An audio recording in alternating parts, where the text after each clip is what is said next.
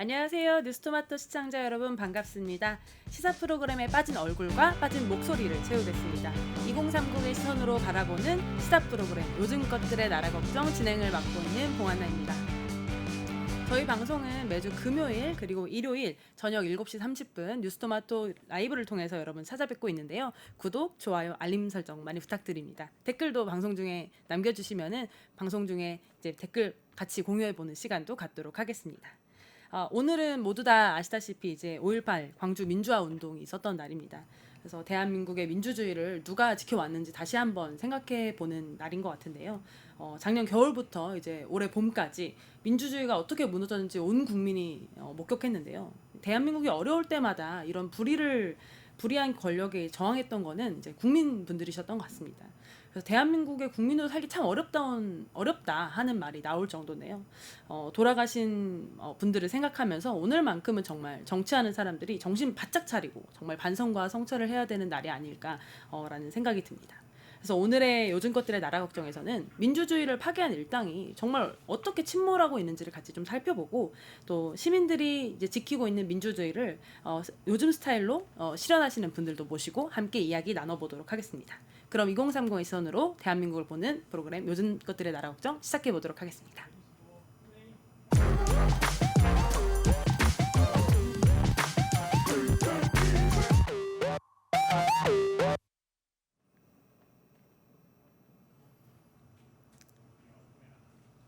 네, 오늘의 요즘 것들의 나라 걱정 첫 번째 코너는 헛소리 금지구역입니다.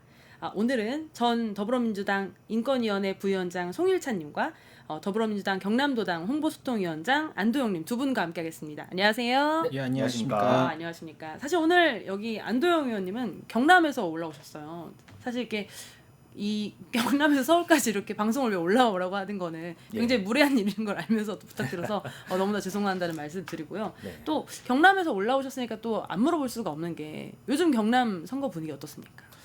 사실 지금 선거운동 기간이기 때문에 말씀드리기가 좀 조심스럽습니다만 이전에 비해서는 지금 이 비상계엄 내란의 밤을 거치면서 굉장히 많은 시민들께서 분노하고 있다 이런 마음을 좀 유세를 하면서 많이 느끼고 있습니다. 실제로 좀 이제 현장에서 느끼실 수 있는 이제 그런 분위기군요. 예, 맞습니다.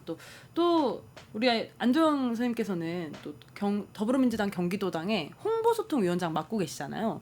근데 제가 사실 그동안 봤던 홍보소통위원장님들은 대부분 40대, 50대 분들이셨는데 가장 젊은 분인 것 같아요. 맞나요? 예, 그 우선 이제 경남도당의 홍보소통위원장이고요. 네. 제가 알기로는 17개 시도당 홍보소통위원장 중에 유일하게 만으로 20대인 것으로 알고 있습니다. 예. 대경남도당의 20대 홍보소통위원장님을 두시고 계신데 또 본격적인 이야기 좀 들어가기 전에 그래도 홍보소통위원장님이시니까 경남도당 자랑 한번 들어보고 싶은데요. 저희가 17개 시도당 중에 최초로 창원시, 경남 창원시의 시내버스 그리고 5개 버스 정류장 그리고 저희 경남도당이 위치한 건물에 5개 스크린 그리고 아마 경남도민일 겁니다. 4, 5개 스크린에 이제 저희가 민주당 광고를 현재 시행을 최초로 하고 있습니다. 그래서 여기 이제 시민들한테 반응도 굉장히 좋고요. 또 이제 상대 국힘에서 굉장히 좀 알레르기 반응을 많이 보이고 있다.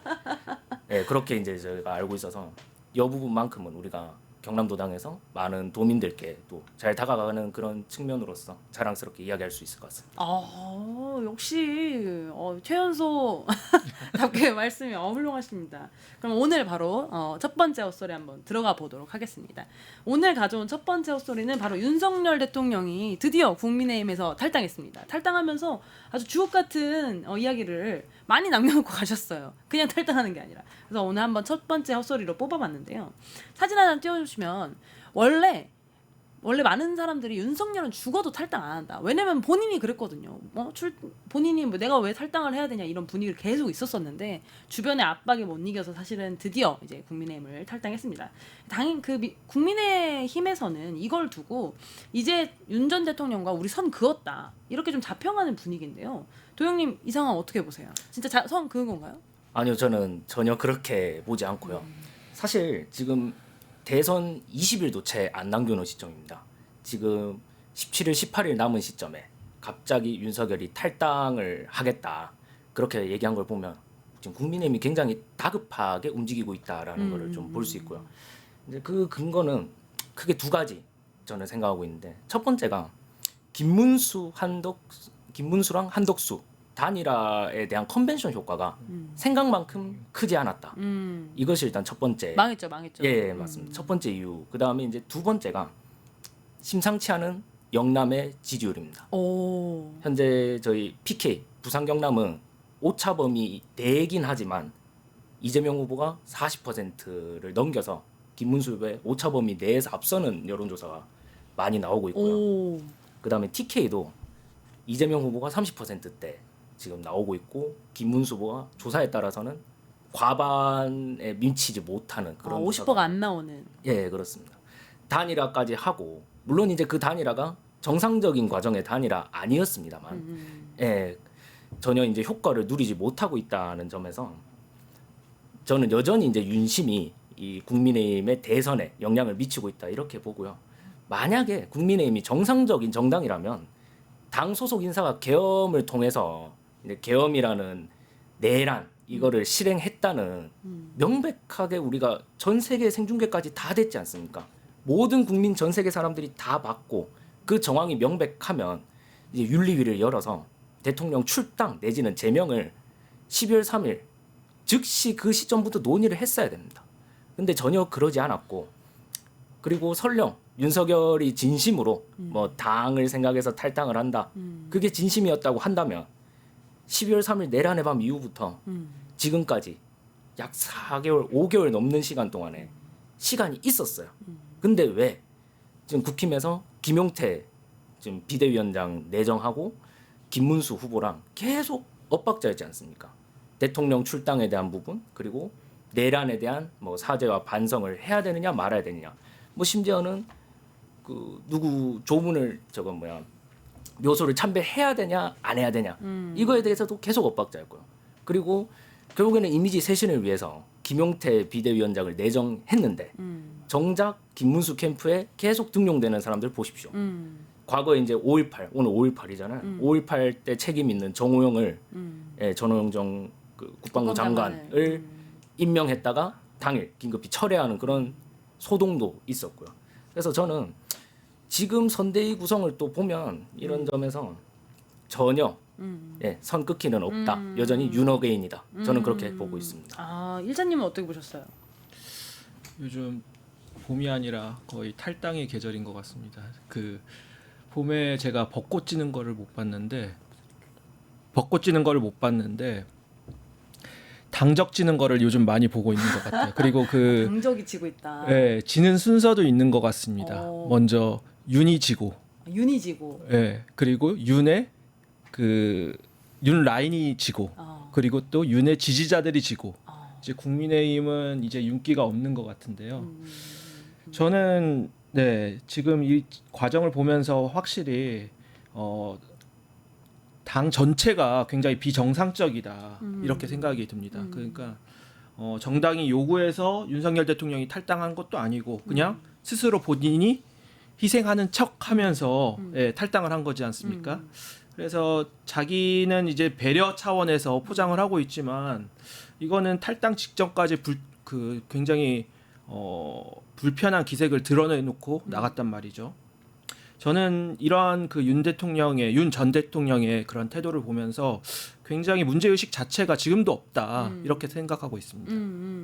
아, 너무 맞는 말씀이신 것 같아요. 사실은 이게 뭐 저는 그 이 탈당 과정 자체가 하나도 진정성이 느껴지지 않더라고요. 그래서 이런 식으로 탈당을 하는 게 도대체 국민들에게 무슨 호소가 되고 뭐가 되는지, 그가 지금 탈당하고 말고가 아무런 국민들에게 영향이 없는 상태에 지금 접어든 게 아닌가? 그런 생각이 들어요. 오면서 검색을 해봤는데 뉴스도 별로 없더라고요.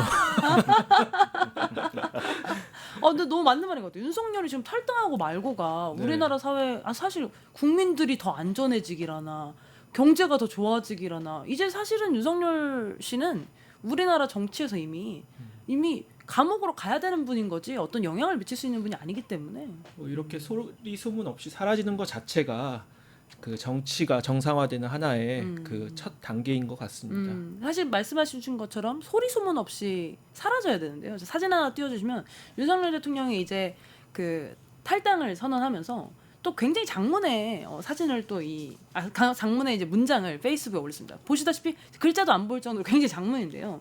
여기에서 이제 주로 이제 나온 것들이 이 선거에 대한민국 자유주의의 존속 여부가 달려 있다. 전체주의 독재를 막겠다. 그래서 나는 백의종군하겠다. 뭐 이런 표현들이 가득하게 써 있더라고요. 그래서 정작 국민의힘에서는 이런 걸 보면서 아 진짜 윤 전 대통령이랑 우리는 결별했다 이런 식으로 말하고 있는데 일자님은 이 메시지 어떻게 보셨어요?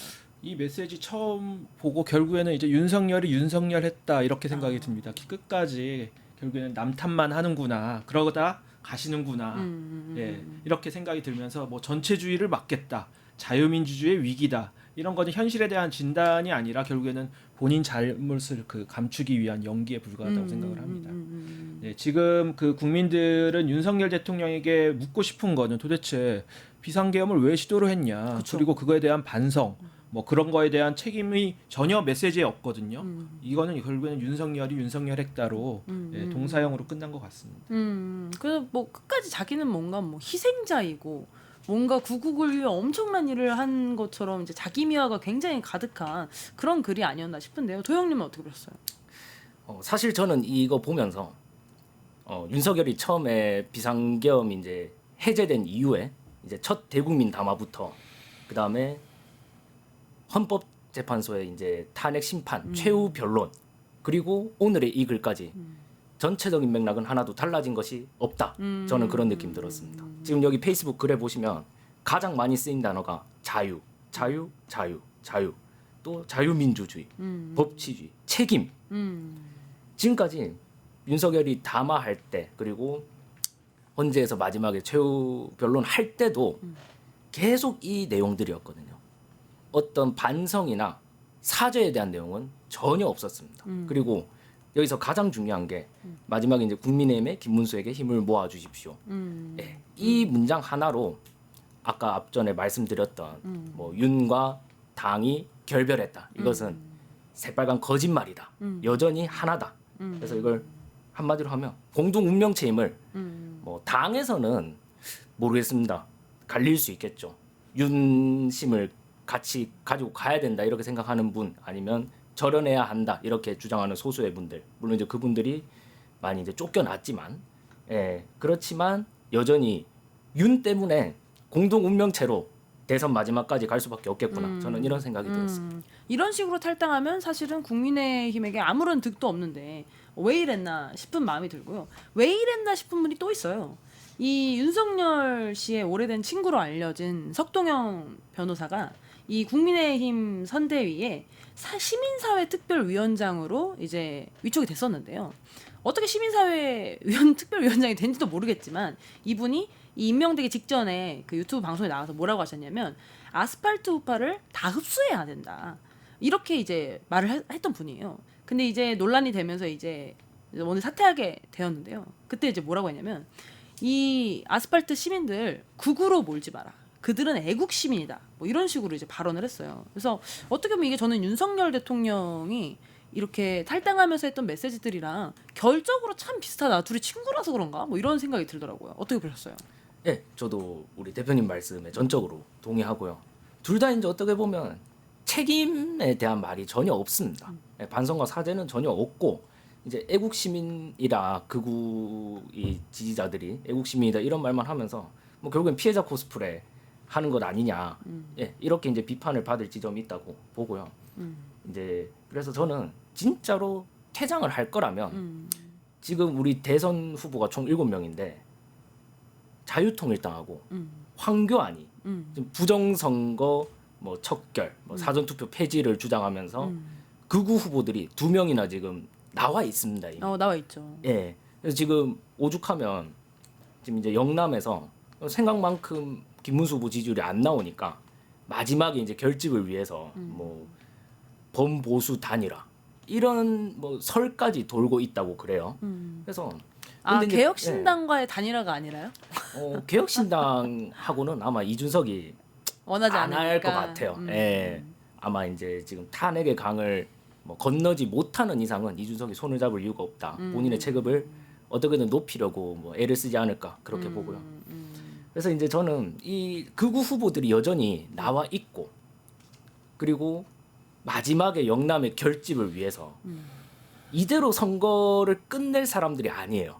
분명히 보수는 선거에서 이제 불리하다고 판단이 되면 마지막에 무언가를 준비해 왔어요. 그래서 이번에 마지막 카드로서 이들과 만에 하나 단일화하거나 손을 잡는다면 뭐 이들이 탄핵의 강을 건너는 건 고사하고 뭐 극우와 손절절연, 윤석열과 손절절연 이것이 거짓말이다라는 것을 명백히 보여줄 수 있을 것이다. 그래서 이 석동현의 사태는 사태가 아니라 뭐 이선 후퇴 정도 그렇게 저는 봅니다. 다시 언제든지 등장해도 이상하지 않을 것이다. 이렇게 봅니다. 저는 그 변신의 기제였던 그동안 그 보수 정당이 지금 말씀 주신 것처럼 뭐 황교안 후보 그리고 자유통일당 이런 그 당과 함께 단일화를 한다면 저는 그 단일화 응원 단장이 될 겁니다.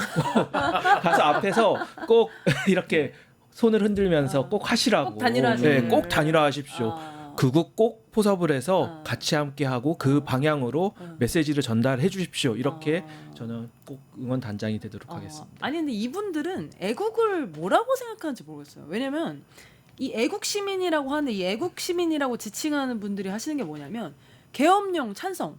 그럴 수 있었던 일이다. 대통령이 계엄을 왜 못하냐. 뭐 이런 말씀하시는 분들이고 전광훈 목사랑 연대하시는 분들이고 이단 사이비까지도 다 포용해서 가야 된다. 뭐 이런 정치 전략을 가진 분들이잖아요. 근데 이런 분들을 이제 애국이라는 단어로 표현하고 있는 걸 보면 사실 지금 국민의힘 일선에 나와 있는 선대위 구성이 도대체 이게 국민의힘인지 자유통일당인지 구분이 안 될 정도의 어떤 그런 구성을 가지고 있는 게 아닌가 싶어요. 어떻게 보셔요?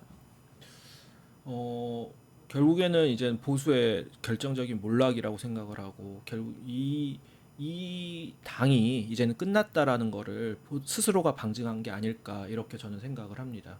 결국에는 뭐 정광훈, 뭐 윤석열 그리고 뭐 이단 사이비, 뭐 계엄령 찬성 아니면 선거에 대한 부정선거 의혹 뭐 이런 것들은 정상적인 사고를 하지 않는 그런 집단이라고 생각을 합니다. 저는 그거에 대한 반성과 오히려 국민을 위한 어떠한 생각, 대책 이런 마련이 아니라 그 항상 그 써먹었었던 그런 프레임, 그 태극기를 팔고 그런 정상적이지 않는 그런 애국을 파는 행위는 이제 이번 선거를 계기로 사라져야지 됩니다. 너무나 맞는 말씀이십니다. 그리고 댓글에 김재희님이 이제는 국짐이라는 칭호도 아깝다. 이제는 국대 좀비다. 이제는 이제 죽어야 되는데 죽지 않고 그 살아있는 상태가 아니냐 이런 말씀 해주셨는데요. 그리고 두 번째 이야기로 이제 넘어가서 말씀하신 것처럼 이 윤석열 대통령 지금 하는 거나 이런 거 보면 정상적이지가 않잖아요. 사실은 윤리위 열어가지고 출당을 시켜도 모자를 판국에 지금 이런 식으로 벌어지는 게 그러니까 이 당 안에 있는 분들이 제가 보기에는 속속 탈출을 시도하고 계신 것 같습니다. 그래서 이 탈출의 이 첫 번째를 시도한 분이 바로 이 홍준표 의원이잖아요. 지금 이제 하와이에 가 계신데 그런데 너무 놀랍게도 저는 이런 모습 처음 봤어요. 당에서 탈당하고 나간 경선 주자를 설득해 오기 위해서 미국의 특사를 보내는 게 아니라 홍준표에게 하와이 특사단을 보내겠다. 이런 지금 국민의힘의 어떤 시도가 있습니다. 아니 하와이 특사 보내면은 이건 뭐 효과가 있나요? 하와이 특사 오히려 그런 부분 효과가 당연히 저는 있다고 생각을 합니다. 예, 왜냐하면 지금 상황에서는 하나의 이 홍준표 후보를 데리고 오냐 안 데리고 오냐 그리고 또 그거를 이제는 놓치냐 안 놓치냐는 지금 당 지지율에나 아니면 그리고 후보 지지율에 그 결정적인 영향을 미치기 때문에 저는 하와이 특사 꼭 그렇게라도 해야지 되지 않을까 그렇게 생각이 지금 듭니다. 그 정도의 어떤 네. 상황에 내몰려 있다. 네네 맞습니다. 아니 근데 홍준표 의원이 지금 특사 보내면 돌아오나요? 아니 특사분들이 뭘 들고 가는지 보니까 김문수 후보가 친필로 쓴 네. 편지를 들고 갔대요. 네. 이걸로 지금 홍준표 의원이 설득돼서 돌아올 수 있을까요? 그거는 다들 아시지 않습니까? 홍코카콜라가 홍카콜라가 네. 그런 걸로 이제 흔들리실 분도 아니고 또 경상도에서 잘 아시지 않습니까? 경남지사까지 했기 때문에 한번 말씀해 주시면 돌아올까요? 저는 이거 보면 어떤 느낌 드냐면요. 애인이 헤어졌는데 찼어요. 헤어지자고 찼는데 갑자기 뭐 손편지 써서 그 멀리 떠난 애인 보고 붙잡으려고 가는 이거는 특사가 아니라 저는 스토킹이라고 생각이 들어요. 일단 홍준표 지사가 오지 마라 이렇게 공개적으로 이야기도 했고 또 오죽하면은 얼마 전에 이런 얘기까지 했잖아요. 내가 30년 전에 노무현 대통령 따라서 꼬마 민주당에 갔으면 적어도 이런 수모는 안 겪었으려나 뭐 이런 말씀. 그다음에 뭐 그저 이제 이 상대 진영의 이제 지도자들을 공격하는 것만이 정치의 전부인 것으로 지난 세월 동안 그렇게 알고 살았다. 그거에 대해서 후회하는 이야기도 했고요. 그래서 저는 오히려 가면 갈수록 마이너스다 이렇게 보고요. 괜히 비행기값만 날리지 말고 아니 경선관에서 그렇게 사람을 난도질을 해놓고 이제 와서 다시 데리고 오겠다는 생각은 얼마나 다급했으면 그랬을까. 좀 안타깝습니다. 이별 이야기를 하시니까 드는 생각이 사실 그 이별했다가 다시 친해지는 다시 연결되는 연인들도 있지 않습니까? 네. 근데 그런 연인들은 그래도 이별할 때 좋은 모습으로 이별을 했기 때문에 다시 맺어질 수가 있는 겁니다. 홍준표 대표가 과거 전 대표가 하와이에 갔었을 때 그거를 마중 간 사람이 누가 있습니까? 국민의힘에. 그런 모습을 보면 절대 다시 결합되지 못한다. 국민의힘과는. 지저분하게 끝났다. 네, 이제 끝났습니다. 네. 그 말도 너무 맞는 말씀이시고요. 저는 홍준표 의원이 만약에 설령 설득돼서 돌아온다고 해도 국민의힘의 어떤 선거에 지금 유의미한 영향을 끼칠 수 없는 상태라고 저는 생각이 들더라고요. 왜냐하면 이 국민들 선거가 뭐겠어요? 선거는 결국 국민들이 이 권력을 줬는데 제대로 쓰지 못하는 집단을 심판함으로써 사실은 이제 이 권력을 견제하는 기능이 있는데 이미 국민의힘은 그 잘못된 권력의 사용에 대해서 적극적으로 사과하는 거에 대해 실패했어요. 그렇기 때문에 무슨 홍페콜라가 아니라 홍펩시콜라가 와도 이거는 뭐 할 수 없는 일에 지금 이제 가까워졌다는 생각이 들고 또 사실은 당에서 이제 정상적인 어떤 보수 정치인들은 이미 탈당을 했어요. 그래서 이제 대표적으로 김상우 의원 같은 경우는 그 당시에 이게 진짜 옳지 않다. 내가 아무리 국민의힘이지만 어떻게 계엄을 하냐. 이거는 탄핵해야 된다. 이렇게 명확하게 선언했잖아요. 그 다음에 이제 탈당을 한 다음에 최근에 이제 민주당으로 입당을 했는데요. 민주당 입당한 거 어떻게 보셨어요? 저는 굉장히 솔직한 얘기로 저는 찬성입니다. 왜냐하면 우선 이번 대선의 의미가 이 내란 종식 그리고 계엄을 반대했던 사람들이 모두 모여서 이제 진짜 대한민국을 만들어가는 그 과정에 동의한다면 누구나 함께하는 것이 맞다 그렇게 생각하고 또 저희 이재명 후보가 얘기하는 이제 중도 보수까지 우리가 포용해서 가는 그래서 이렇게 말씀하셨습니다. 민주당 내에서 이제 민주당 내에서도 보수의 가치, 진보의 가치를 이제 실현할 수 있는 사람들이 각 들어와야 된다. 그래서 이제 우리 김상호 의원 같은 경우에는 보수의 가치를 민주당 내에서 이제 보수의 가치를 진짜 참 보수의 가치를 좀 실현하고자 이렇게 들어오는 게 저는 굉장히 좋은 일이라고 봅니다. 외연 확장에도 필요한 일이고. 일장님 어떻게 보셨어요? 저도 그 김상우 의원의 탈당이랑 그리고 그를 포용하는 민주당의 메시지는 굉장히 그 보수주의자들에게 전달하는 굉장히 정직한 메시지라고 생각을 합니다. 하지만 그 탈당을 했었을 때 당시에 보다 더 그 자기 고백적인 부분을 얘기를 했었어야지 됐다고 생각을 합니다. 그러니까 과거에 했었던 부분에 대해서 분명하게 짚고 넘어간 다음에 민주당에서의 비전 그리고 앞으로의 자신의 정치 비전을 표현을 했었다면 좀 더 진정성을 느끼지 않았을까 이런 생각도 동시에 하고요. 지금 뭐 국민의힘에서 벌어지고 있는 연쇄 탈당은 단순한 그러한 변심이 아닙니다. 결국에는 무너지는 권력 그리고 또 썩어가는 구조 그리고 그거를 보면서 등을 돌리는 모습을 전체를 보면서 하나의 모두의 어떤 그 정치적 고백이자 그리고 또 뒤늦은 반성이라고 생각을 합니다. 너무 맞는 말씀이세요. 저는 사실은 국민의힘 안에 있는 의원들이나 뭐 당원분들 중에도 사실 이런 생각하시는 분들 굉장히 많을 거라고 생각해요.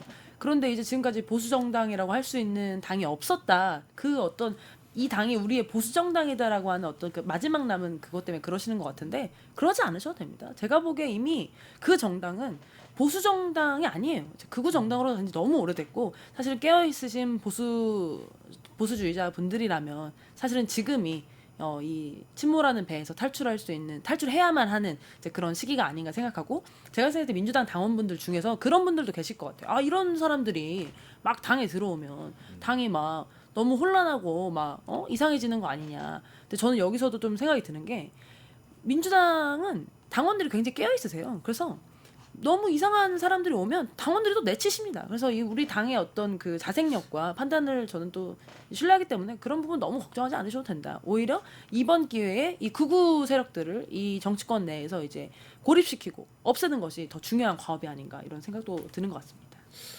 저는 사실 처음에 과거에 이제는 이재명 후보가 우리는 보수다.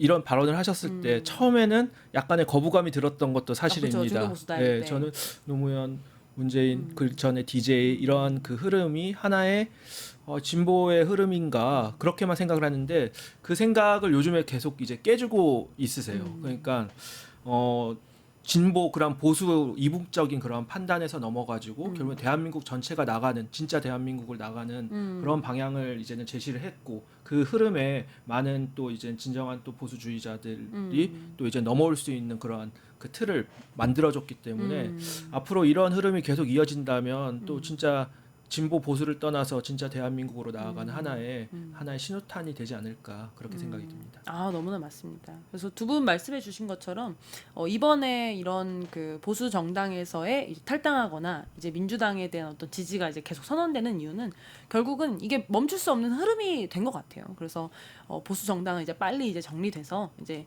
돌아가실 분들 이제 감옥으로 돌아가실 분들은 이제 들어가시고 또 이제 민주당에서 새롭게 또 이제 자신의 정치를 펼치실 분들은 또 빠르게 들어오시고 지금 사진으로 같이 보이시지만 이미 흐름이 너무 넘어왔어요. 길거리에서 이제 운동하다 보면은 국민의힘 선거원마저도 민주당을 보면서 역시 화이팅 하는 이런 모습도 보이고 워낙 이제 이 국민의힘 선거가 급하다 보니까 상대당의 국회의원한테도 특보 자리를 주는 이런 놀라운 일들이 이제 벌어지고 있습니다. 그만큼 이제 많이 급하지만 막상 또 하는 일들은 진정성이 하나도 없는 모습. 이런 모습 진짜 이제 그만해야 되는 것 같습니다. 오늘 헛소리 금지구역 두 분과 여기서 마무리하겠습니다. 감사합니다.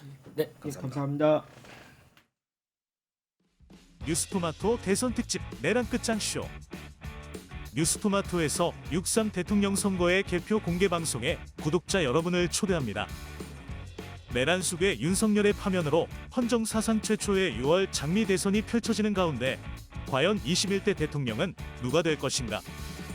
역사적인 순간에 뉴스토마토의 알찬 뉴스 콘텐츠와 풍성한 즐길거리를 모두 모아 준비했습니다. 6월 3일 오후 6시 이 토마토 빌딩 지하 1층 토마토홀에서 펼쳐지는 역사적인 순간. 뉴스토마토 대선 특집 내란 끝장쇼. 여러분의 많은 관심과 참여 바랍니다.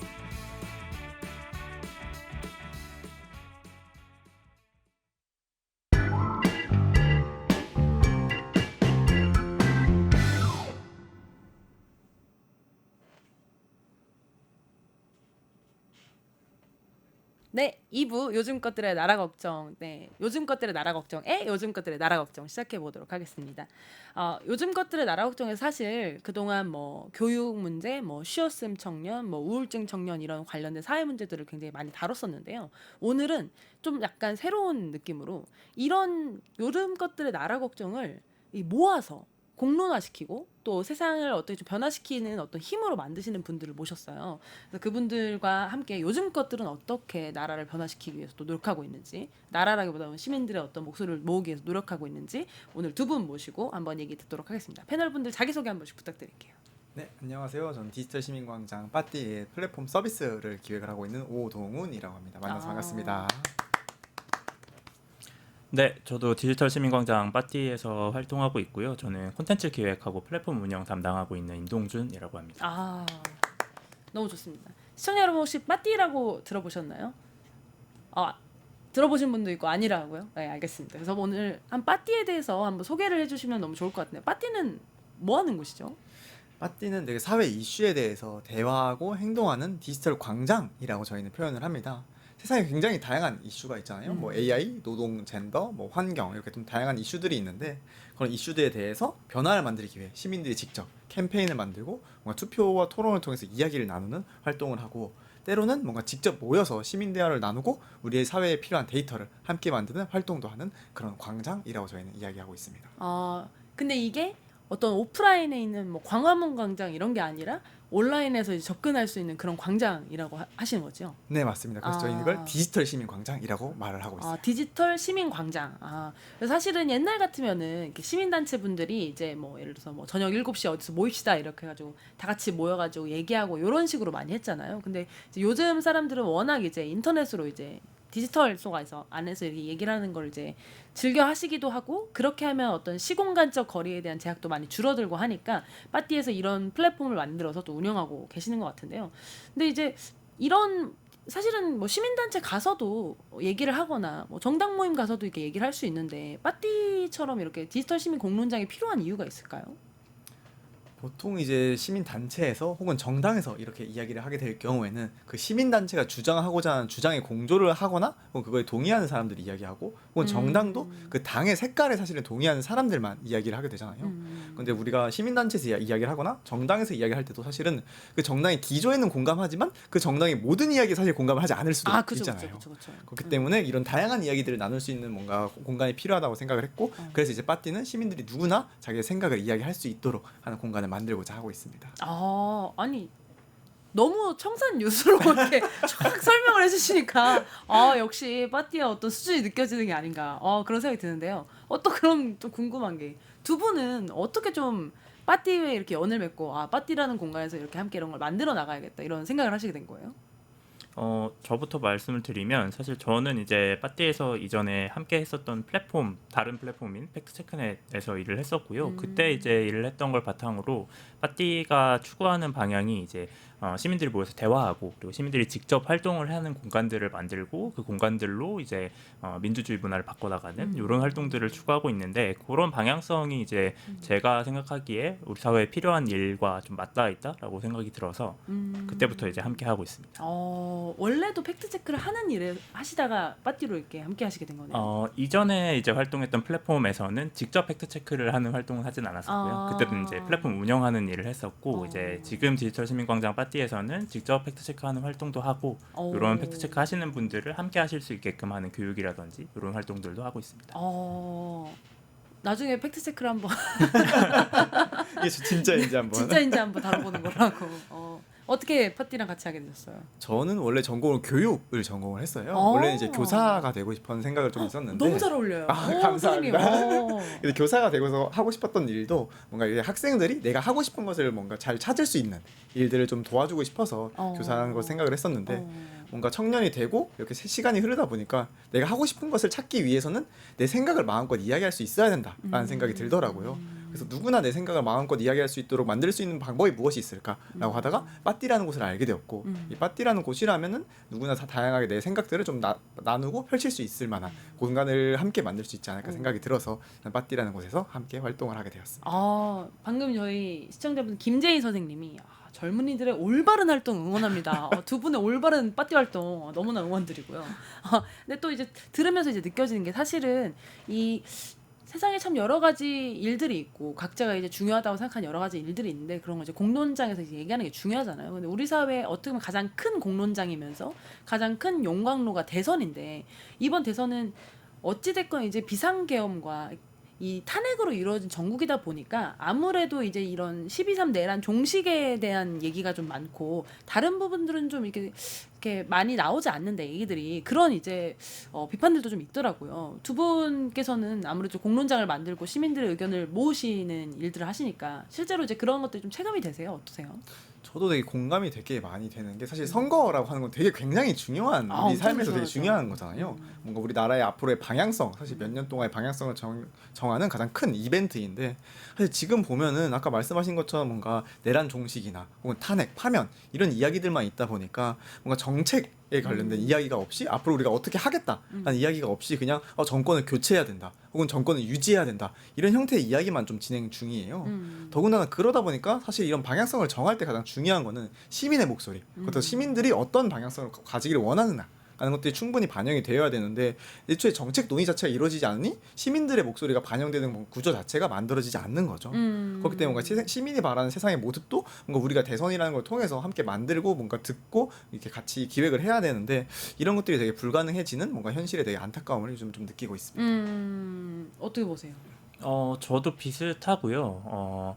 대체로 이제 뭐 정책 이야기들이 많이 사라지게 된 선거로 보이는데 사실 정책이 굉장히 중요한 요소 중에 하나고 그리고 또 정책뿐만 아니라 시민들이 요구하는 내용을 듣는 게 어떻게 보면 선거에서 가장 중요하다고 중요하죠. 하는 맞아요. 시민들의 목소리를 듣는 게 이제 필요하다고 보는데 그런 내용들이 이제 좀 이번 선거에서는 많이 사라지고 있다고 느껴서 그런 중요한 얘기들을 모으는 게 필요한 시점이라고 보고 있습니다. 아, 그럼 빠띠에서는 대선에서 이런 시민들의 목소리를 좀 모으고 또 이거를 또 더 이렇게 많이 알리기 위해서 좀 하시는 어떤 프로젝트나 이런 게 있으신가요?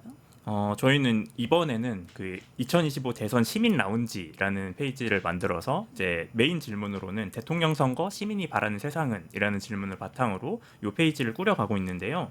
이 페이지에서는 이제 앞에서 얘기했던 정책들 굉장히 중요하다고 얘기했었는데 네. 여러 시민사회에서 나오고 있는 정책 제안이라든지 혹은 시민단체들이 펼치고 있는 캠페인 그리고 시민들이 직접 검증하고 있는 팩트체크 콘텐츠라든지 이런 그 활동들 비롯해서 이제 투표나 모임 같이 다양하게 참여할 수 있는 거리들을 이 한 페이지에서 모두 보실 수 있도록 모으는 활동들을 하고 있습니다. 오, 너무너무 좋은데요? 시청자분들께서도 방금 이제 사진으로 띄어져 있었는데 2025 대선 시민 라운지라고 이제 빠띠에서 운영하는 사이트에 들어가시면은 공약을 비롯해서 다양한 모습들을 한 번에 볼 수 있다고 합니다. 그러면 여기서는 어떤 것들을 주로 이렇게 다루세요? 여기에 나오는 것들은 사실 저희가 직접 뭔가를 다룬다기보다는 시민들이 대선에 대해서 이야기하고 있는 형태를 모아서 다룬다라고 생각해 주시면 좋을 것 같아요. 그래서 예를 들어서 뭔가 시민들이 뭔가 이야기하고 싶은 것들을 투표를 만든다거나 아니면은 뭔가 시민 대화 모임을 통해서 온라인으로 직접 이야기를 나눈다거나 하는 형태들의 다양한 활동들이 거기에 대해서 진행된다라고 봐주시면 되겠습니다. 여기 보니까 이제 투표 중에 내가 생각하는 이상적인 대통령은 이라고 하는 이제 투표가 있는데요. 여기 투표 보니까 어떤 후보를 지지하는지 또 어떤 정당을 지지하는지가 아니라 이런 사람이 대통령이 됐으면 좋겠는지를 묻는 투표더라고요. 좀 다른 것 같아요. 이게 특정 후보를 특정하고 하는 건 아니네요. 네, 맞습니다. 이 내가 생각하는 이상적인 대통령은도 여기 보시면 아시겠지만 이제 오늘은 이라는 닉네임을 가지신 시민분이 직접 만드신 거예요.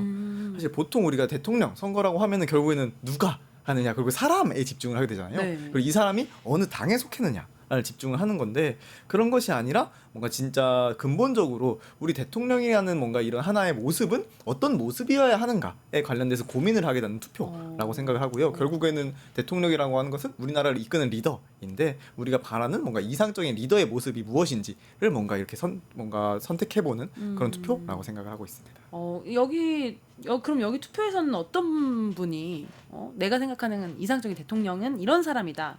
결과가 어떻게 됐나요? 가장 많이 이야기가 나왔던 거는 이제 장기적 관점으로 더 나은 사회를 만드는 결정을 하는 사람. 그리고 두 번째가 비판 의견도 가리지 않고 대화와 설득을 실천하는 사람. 이렇게 좀 나왔었는데요. 아마 장기적 관점이 첫 번째가 나온 가장 큰 이유는 그만큼 우리 사회가 정권에 따라서 뭔가 단기간에 뭔가 급급한 선택과 정책을 진행하는 경우가 많다는 이야기지 않을까 싶습니다. 흔히 이제 보여주기식 정책이라고 많이 이야기를 하잖아요. 정권이 바뀌었을 때 혹은 뭔가 당선이 되었을 때 이 연도 안에 뭔가 이번 연도 안에 모든 걸 다 해보겠다라는 것들을 되게 많이 진행을 하는데 그런 것이 아니라 정말 우리 사회에 뭔가 필요한 것들이 무엇인지를 깊게 고민했으면 좋겠다라는 시민들의 바람이 투영된 것이지 않을까 생각합니다. 지금 사진으로 같이 보고 계신데요. 근데 사실 1번 그 장기적 관점으로 더 나은 사회를 만드는 결정을 하는 사람, 비판 의견도 가리지 않고 대화 설득을 실천하는 사람, 사실 이런 정치인을 안 본 지 꽤 된 것 같다 이런 생각이 들어서 시민분들이 그리고 또 1번과 2번은 그렇지만 3번이 보편적인 시민의 입장에서 경제를 고민하는 사람, 소수와 약자 편에 서는 사람, 과거부터 지금까지 준법 정신이 투표하는 사람, 지금 여기 5개 모두가 지금 지금 흔한 정치인이 좀 아닌 것 같은데 상당히 괴리가 있네요. 제가 느끼기엔 좀 시민들이 원하는 대통령과 우리 사회의 정치인들 사이에 괴리가 있는 것처럼 좀 더 느껴지기도 하는 것 같아요. 맞아요. 그래서 여기 투표에도 되게 많은 사람들이 참여하지 않았을까라는 생각이 들어요. 보시면 아시겠지만 400회 이상의 사실 투표가 좀 되었었는데 사실 대통령 선거를 앞두고 다들 비슷한 고민 하셨던 것 같아요. 아까 말씀해 주신 것처럼 되게 우리가 바라는 이상은 이런데 실제로 그럼 현실에 있는 인물들 혹은 현실에 있는 정당들은 어떠한가에 관련된 고민들을 다들 하고 있지 않을까 싶고 그래서 뭔가 이런 투표를 통해서 이야기를 나누면서 되게 사회 전반에 뭔가 갈등을 봉합하고 되게 뭔가 민주주의의 기본인 뭔가 대화를 뭔가 복원할 수 있는 사람을 뭔가 사람들이 대통령으로 원하는 것이지 않을까라는 생각이 다시 한번 좀 들었습니다. 너무나 사실은 너무 상식적인 이야기들인데 그쵸, 참 그쵸. 안타까운 마음도 드네요. 근데 이런 투표를 통해서 또 시민들이 남겨주신 의견 중에서 좀 인상 깊으셨던 것도 있으세요? 네, 저 몇 분의 의견을 좀 가져왔는데요. 이제 첫 번째로는 이제 갈라치기가 아닌 많은 보통 사람들을 위한 정치를 하길 바랍니다. 그리고 시민들도 좋은 대통령을 갖기 위해 더 치열하게 공부하고 대화하고 노력해야겠어요. 이렇게 딱 이분을 처음에 가져왔었는데 정말 인상 깊네요. 이 정치권에 바라는 것도 있고 우리 스스로가 해야 되는 어떤 과제도 남겨주신. 그렇죠. 어쨌든 더 나은 세상을 만들기 위해서는 정치권이 해야 되는 역할도 있지만 분명 시민들이 해야 되는 역할도 있거든요. 정치권에서는 진짜 더 나은 정치를 위해서 고민을 해야 되고 시민들은 이런 정치권의 이야기들을 어떻게 하면 더 우리가 원하는 것들을 적극적으로 이야기하면서 같이 만들 수 있는지를 좀 고민해야겠다라는 의견으로 받아들여서 제가 이거를 첫 번째로 좀 가져왔고 뭐 그 이외에도 뭐 인권 측면에서 사회를 좀 진보시키는 대통령이길 바란다라거나 아니면 상대의 의견을 들을 줄 알고 자기와 다른 의견이라도 수용하고 통합할 줄 아는 대통령이 필요하다. 이런 의견들이 우리 사회에서 시민들이 좀 바라고 있는 모습들이지 않을까 싶습니다. 저희 또 시청자분께서 딱 맞는 사람 지금은 이재명입니다라고 댓글을 주셨는데요. 이재명 후보께서 뭐 이제 그런 부분도 뭐 있으시겠지만 사실은 어떻게 보면 다음에 대통령 될 분이 한 파티 들어가서 이런 거 보시는 것도 너무 좋을 것 같아요. 그쵸. 어쨌든 네. 이거 이외에도 되게 코멘트가 많아가지고 네. 이거 보고 이렇게 해야겠구나라는 생각만 해도 사실은 진짜 큰 유의미한 또 변화를 만들 수 있지 않을까 그러니까요. 싶습니다. 또 유력 주자이신 또 후보가 또 파티에 들어가서 이런 부분들을 또 보고 또 어떻게 보면 더 나은 사회를 만들기 위해서 대통령도 한 사람의 시민으로서 이런 과정을 또 보고 참여하는 것도 좀 의미 있지 않을까? 또 그런 생각도 드네요. 또 어떻게 보셨어요, 이렇게 댓글? 저도 보면서 비슷한 생각들이 들었고요. 사실 코멘트들을 읽다 보면은 이거는 뭐 대선 후보가 아니어도 전반적으로 이제 한국에서 정치를 하시는 분들이 시민들이 이렇게 생각하고 있구나. 그동안 그 우리가 해왔던 정치가 시민들에게 어떻게 비춰졌구나라는 걸 볼 수 있는 내용들이 많다고 보였습니다. 여기 국회의원분과 같이 어떻게 후보분들을 모시고 이 대화의 자리를 열었어야 되는 거 아닌가 하는 생각이 드는데요. 또 두 번째 투표도 보니까 내 마음에 드는 대통령 후보 1대 공약은? 이란 투표가 있는데 이건 어떤 투표인가요? 네, 요 투표 같은 경우는 보통은 이제 선거가 열리면 누가 나왔는지, 어떤 당에서 나왔는지 요 내용이 주가 되잖아요. 근데 그것보다 조금 더 중요한 정책 공약을 보자라는 취지인데요. 요 투표의 좀 재밌는 점은 후보하고 정당 이름이 이 투표에는 전혀 없습니다. 그러면은 공약만 나와 있는 건가요? 맞습니다. 이 후보자들 7명의 후보자들이 중앙선거관리위원회에 제출한 10대 공약이 있는데 그 공약 중에서 첫 번째 공약들을 모아서 어떤 정책 공약이 나와 가장 잘 맞는지 이걸 골라보자라고 하는 투표입니다. 결과가 너무 궁금한데요. 결과는 어떻게 나왔나요? 결과를 봤는데 결과 좀 흥미로운데요. 가장 많은 선택을 받은 공약이 이제 상속 자산이라든지 상속 증여로 받은 자산이라든지 혹은 투자로 늘어난 자산에 대해서 이런 자산들로 발생하는 경제 격차를 좀 축소시키자. 완화시키자 그리고 복지를 늘리자라고 하는 증세를 통한 불평등 해소 요 선택지가 가장 많은 투표를 받았습니다. 근데 딱 들으니까 지금 그 유력 세 분의 공약은 아닌 것 같은 약간 그런 느낌인데 맞나요? 네, 그래서 오히려 그래서 되게 아이러니한 것 같아요. 결국에는 뭐 아까 이제 내가 생각하는 이상적인 대통령도 그렇고, 그럼 이게 대통령 투표 결과도 실제로 우리가 현실 속에 지금 있는가 후보가 라고 해서 사람들이 되게 그럴까 아닐까 되게 고민을 많이 하게 되고, 네. 그리고 결국 이 공약으로 정당과 사람이 아닌 공약으로만 했었을 때는 또 우리가 흔히 여론조사 결과를 봤던 거랑은 또 사뭇 다른 결과가 좀 나와서 저 되게 시민들의 또 생각은 또 다를 수도 있겠구나 라는 생각도 좀 들었습니다. 물론 이제 빠띠가 전 국민이 가입해 있는 서비스는 또 아닐 수 있으니까 또 어떤 이제 편차가 좀 있을 수 있겠지만 어찌됐건 후보의 이름과 당을 가리고 공약만 났을 때는 또 우리가 아주 이제 당연하게 생각하는 여론조사와는 또 다른 결과가 나올 수 있다는 거 보니까 또 이런 생각도 드네요. 너무 이게 우리가 그 정책 중심의 선거를 안 한 지가 너무 오래돼서 사실은 이런 경험 자체가 좀 없지 않나? 전 사실은 파티에 들어가지 않은 사람들은 대부분 일대 공약이 뭔지도 좀 잘 모를 수 있겠다. 좀 이런 생각도 드는 것 같아요. 그렇죠. 대부분은 아무래도 처음에 이름을 보거나 혹은 정당을 보거나 하면서 이제 그 정당과 이름의 사람이 어떤 정책을 하고 있는가를 좀 보는 단계이지. 혹은 이것도 그나마 나은 거고 정책까지 들어가지 않은 경우도 많잖아요. 많죠. 근데 어쨌든 중요한 것은 어떤 정책으로 우리나라가 나아갈 것인가가 중요하지 않을까라는 생각도 들어요. 혹시 다른 또 공약 중에 표 많이 받은 또 그런 것도 있을까요? 요 투표에서 이제 그 앞서 설명해드린 선택지가 이제 1위였는데 네. 공동 2위가 그 AI 등 신산업을 집중 육성하겠다. 그리고 K 음. 콘텐츠를 지원 강화하겠다라는 취지의 공약이 이제 하나의 공동 2위였고요. 그리고 두 번째 공동 2위는 실무 중심의 작은 정부 기조를 확립하겠다. 그리고 업무 성과와 전문성을 중시하겠다. 요게 이제 두 번째 이제 공동 2등 공약이었습니다.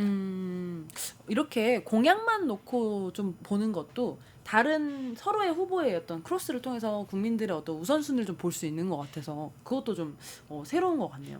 근데 지금은 사실은 1대 공약만 하신 거잖아요. 맞습니다. 다음에 막 10대 공약 나왔을 때 그걸 다 섞어서 해보면 또 그것도 또 재밌지 않을까. 또 그런 생각도 그쵸. 드는 것 보통 같아요. 1대 공약이 10개, 10대 공약 중에 1대 공약이 가장 중요하다고 생각해서 그걸 내세웠는데 그쵸. 10개를 내세웠는데 알고 보니 시민들이 더 다른 걸 중요하게 그러니까요. 생각한다거나 예, 그럴 수도 예, 있을 것 같아서. 예를 들어서 어떤 후보는 AI를 이제 1대 공약으로 나눴는데 알고 보니 그 후보의 마지막에 뭐 농업 증진 뭐 이런 거를 막 사람들은 더 원하고 있다 이럴 수도 있는 거니까 그런 거 보는 것도 참 재밌을 것 같아요. 그래서 사실 선거를 저는 좀 빠띠에서 하는 활동들을 보면 선거나 이슈를 다양한 측면에서 조망해 볼 수 있어서 그런 것도 너무 좋은 것 같다는 좀 생각이 들어요. 사실 근데 정치권이나 정당의 뉴스들을 이렇게 살펴볼 때 보면은 인물 중심으로 대부분의 이제 서사가 이루어지다 보니까 이런 경험을 하지 못하는 것 같아서 좀 많이 아쉽다 하는 저 개인적인 좀 생각도 드는 것 같아요.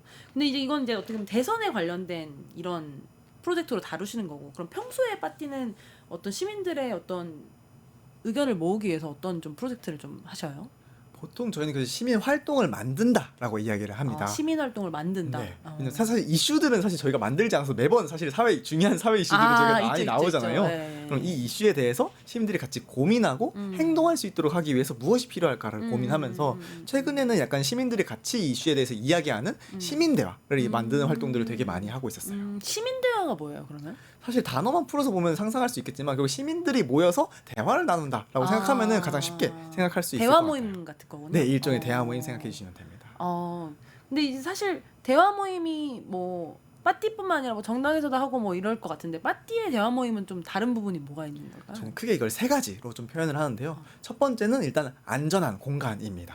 안전한 공간? 네. 경찰분들이 와서 이 대화 모임 지켜주시는 거예요? 아쉽게도 그런 것까지는 안 그 되고 정도까지는 아니고. 네, 저희가 나름대로 이런 가이드를 만든다거나 아니 행동 강령을 만든다거나 아니 이런 것들이 잘 지켜질 수 있도록 경찰은 아니지만 빠띠가 이제 퍼실리테이터 역할을 하면서 일종의 이렇게 잘 진행될 수 있도록 이렇게 진행하는 방식으로 하고 있어요. 지금 사진 같이 보고 계신데요. 대화 상대의 생각을 경청해요. 발언 시간을 보장해요. 미리 판단하지 않아요. 앞사람 발언이 끝난 뒤 얘기해요. 존중하는 언어를 사용하고 웃으며 얘기해요. 사실 이게 대화를 위해서 정말 필요한 내용들인데 이런 것들 좀 가이드로 먼저 주시고 이렇게 얘기를 할 수 있는 걸 마련하는 걸 안전하다고 표현하시는 거네요. 네, 실제로 참여했던 분들도 이게 물론 이 약속문 하나로 모든 것들이 다 안전해지는 것은 아니겠지만 이제 처음에 약속문을 같이 보면서 이제 서로 이제 우리가 이런 것들을 합의한다라고 진행을 하게 될 경우에 최소한 이 공간은 최소한 이런 약속들이 있구나라는 걸 인지하는 것만으로도 사실 이제 이야기하는 입장에서는 되게 마음이 조금 편안해지고 내가 여기서 뭔가를 할 수 있겠구나라는 생각을 가지게 됩니다. 이게 빠띠에서 나오는 대화 모임 아니더라도 사실 우리 보시는 그 뉴스토마토 시청자분들 모두가 우리가 이렇게 안전한 그러니까 서로에게 상처를 주지 않으면서도 좋은 대화를 나누려면 이런 룰들을 같이 지키면서 또 대화를 하면 더 좋은 대화를 만들 수 있지 않을까 하는 생각도 드네요. 또 다른 또 부분은 어떤 게 좀 다른가요? 두 번째로는 다양한 주제인데요. 사실은 이렇게 이슈를 이야기하는 것들을 보면은 피하게 되는 주제들이 있잖아요. 있죠. 아무래도 뭔가 정당 네, 차원에서 뭔가 껄끄러운 이야기하기 거라든지. 조금 애매하다거나 네. 혹은 시민단체 차원에서 뭔가 약간 애매하거나 네. 그런 주제들이 있는데 저희는 그냥 이 자체가 공론장이고 디지털 시민 광장이다 보니까 이런 대화의 스펙트럼의 종류가 굉장히 이 주제가 넓다라고 봐주시면 돼요. 그러니까 예민하거나 껄끄러운 주제여도 나눌 수 있는 어떤 장들이 열려 있다. 그렇죠. 오히려 그런 주제일수록 더 적극적으로 이야기를 해야만이 시민들끼리 서로 뭔가 대화하면서 이해하고 같이 행동할 수 있다, 변화할 수 있다라고 생각을 하고 있습니다. 너무 좋네요. 또 다른 것도 뭐가 있을까요? 이제 다양한 주제와 좀 연결되는 건데 저희 약간 시그니처, 저희 약간 대표의 뭔가 좀 특이점이라고 하면은 이제 은하 투표를 저희는 이야기를 합니다. 저희는 이거를 좌우가 아닌 스펙트럼으로 세상을 바라본다라고 저희는 이야기를 하는데요. 사실 우리가 뭔가 이슈에 대해서 이야기를 하면은 그래서 너는 찬성이야? 반대야? 이런 이야기 되게 많이 하잖아요. 너 우파야? 그래서 왼쪽이야, 오른쪽이야? 너 1번이야, 빨개, 2번이야? 파래. 그렇죠. 그런 얘기 굉장히 많이 하는데 사실은 그 안에서의 내용들은 다 굉장히 세부적으로 나눠져 있는데 왼쪽이야, 오른쪽이야 이 이야기를 하는 순간 사실 그 중간이 없어지고 이게 양극 맞아요. 극단만이 존재하잖아요. 근데 사실 우리 사회는 그렇지 않고 되게 다양성이 같이 버무러지는 사회다라는 생각이 들어서 이걸 은하라는 이름을 붙여서 뭔가 우리 은하계 속에서 각자 자기만의 뭔가 별이 반짝반짝 빛나는 것처럼 그러니까 우리 사회에서의 다양한 이슈들에 관련된 내 생각들이 뭔가 스펙트럼처럼 펼쳐 있는 형태를 형상화한 것이 저희의 은하 투표입니다. 낭만적인데요. 아, 우리의 맞아요. 의견 하나하나가 다 별이고 이걸 채워서 갤럭시가 돼버리는. 맞습니다. 너무 좋습니다. 그래서 뭔가 내 생각들을 그냥 이게 끝단 좌우가 아니라 뭔가 다양한 질문들에 뭔가 내 생각들을 표시를 하는 것들이 이 별자리에서 내 위치들을 보여지게 되면서 이게 위치가 저희가 딱 처음에 이걸 만들었을 때 가장 많이 이야기 들었던 게 그래서 제가 제 위치 이거는 왼쪽이에요? 제 위치 이거는 그러면 우파예요? 이런 얘기 되게 많이 들었는데 그런 것이 아니라 벗어날 수가 없는. 그렇죠. 이 전체에서의 뭔가 나의 뭔가 생각과를 나누기 위해서 이런 투표 은하를 만들고 그리고 이 은하 속에서 뭔가 사람들끼리 이야기하는 구조를 만드는 것이 이제 빠띠의 또 시민대화의 특징이라고 봐주시면 되겠습니다. 근데 이런 식으로 사실 우리가 좌우로만 어떻게 자꾸 분별하려고 피하식별하려고 하는 그런 경향성이 있는데 자꾸 이렇게 다르게 우리의 어떤 그 다양성을 표현하는 지표들이나 그런 모습들이 많아지면 그런 것들이 점점 옅어질 것 같아요. 지금은 사실은 거의 이제 좌우 외에는 표현할 수 있는 방법이 없으니까 대부분의 시민들도 그렇게 이제 통용되는 언어를 쓰는 게 아닌가 또 그런 생각이 드네요. 근데 확실히 이런 식으로 대화를 나누면 정말로 좀 안전하면서도 어떻게 보면은 좀 더 다양하게 이야기를 나눌 수 있겠다는 생각이 드는데 이제 오는 대선 관련해서도 이런 대화 모임이 좀 준비가 되고 있는 건가요? 네, 맞습니다. 지난 12, 14일에 저희가 다시 만날 세계 새로운 대통령의 모습은 이라는 이름으로 좀 시민대화를 온라인으로 좀 진행을 했었는데요. 우리는 어떤 대통령을 혹은 어떤 사회를 만들어나가야 될지에 대해서 함께 좀 상상하고 좀 대화하는 시간을 좀 가졌었어요. 여기서는 그럼 어떤 내용들이 좀 나왔었어요? 크게는 뭐 다양한 좀 이야기들이 좀 나왔었는데 결국에는 사람들이 원하는 대통령의 모습이라고 하면은 어떻게 보면 앞에서 이야기했었던 거 코멘트랑도 좀 겹치는데요. 뭔가 사람들이 결국에는 되게 내가 결국 민주적으로 다양한 사람들의 이야기를 좀 받는 형태의 대통령이 좀 필요하다라거나 아니면 대외 문제나 외교 관계들 이런 것들을 좀 평화적인 관점에서 뭔가 해결해야 된다거나 아니면 결국엔 백성을 사랑하는 마음이 필요하다라거나 애민의 마음이 그쵸 필요하다. 맞습니다. 그런 이야기들이 좀 나오는 것들을 좀 보면서 결국에는 사람들이 원하는 것들은 결국에는 어느 정도 좀 비슷하구나라는 생각들을 다시 한번 좀 느꼈습니다. 그러네요. 여러분 그 인터넷에 빠띠라고 치시면 빠띠 사이트 나오거든요. 오늘 소개해드린 이런 다양한 대화 모임이라든지 안전하게 대화를 나눌 수 있는 것들도 빠띠 홈페이지 안에 누구나 참여할 수 있게 열려 있으니까 한번 가보시면은 지금까지는 뭔가 어떤 정치적인 대화나 어떤 사회 문제의 대화를 나눌 수 있는 공간이 별로 없으셨던 분들에겐 또 대안이 될 수도 있고 안전하게 대화를 나눌 수 있다는 게 저는 참 좋은 것 같아요. 그래서 뭔가 시민단체 가입해서 활동하기 좀 부담스러웠던 분들은 좀 라이트하게 빠띠에서 하는 대화 모임으로 시작해 보시는 것도 좋지 않을까 싶습니다. 두 분 근데 이제 두 분께서는 이런 대화 모임을 기획도 하시고 직접 해보시기도 하실 것 같은데 실제로 본인들의 경험은 어떠세요? 이런 정말로 이제 대화를 좀 안전하게 한다는 느낌이 들고 실제로 자기 생각을 좀 펼치시는데 좀 이제 더 적극적으로 하게 되시는 그런 게 있나요? 이게 약간 이제 활동들마다 하는 그 방식들이 조금 다르긴 한데요. 제가 이제 소속된 팀에서는 주로 이제 뉴스를 가지고 진행하는 대화들을 많이 진행하는데 요 모임 같은 경우는 이제 주제가 있고 그 주제를 바탕으로 우리가 수많은 뉴스 속에서 공유해서 같이 읽으면 좋은 뉴스들을 찾아나가는 모임이다 보니까 참여하시는 분들이 보통은 이제 이거 내가 잘 몰랐던 얘기인데 다른 사람들이 이렇게 공유해주는 뉴스를 같이 보면서 좀 맥락을 알 수 있어서 너무 좋았다. 그리고 내 생각 말고 다른 사람들의 의견을 들을 수 있어서 좋았다. 이런 반응들이 굉장히 많이 있었습니다. 본인은 어떠신데요? 저는 사실 저도 이제 뉴스가 정말 많은 그 상태에서 어떤 뉴스들을 봐야 될까 제 기준으로 고르는데 사실 다른 분들은 어떤 뉴스를 중요한 뉴스로 보는 걸까 그게 좀 궁금했었거든요. 그래서 그런 걸 보면서 좀 다양한 시민들이 생각하는 것들을 좀 경험할 수 있는 그런 모임이어서 저 개인적으로도 되게 좀 새로운 경험들이 많이 있었습니다. 그러니까 내가 원래 보던 뉴스만 보게 되는데 남이 또 추천해 주는 걸 같이 읽으면서 좀 다양한 시각으로 좀 뉴스를 볼 수 있게 돼서 그런 점도 되게 좋은 것 같네요. 맞습니다.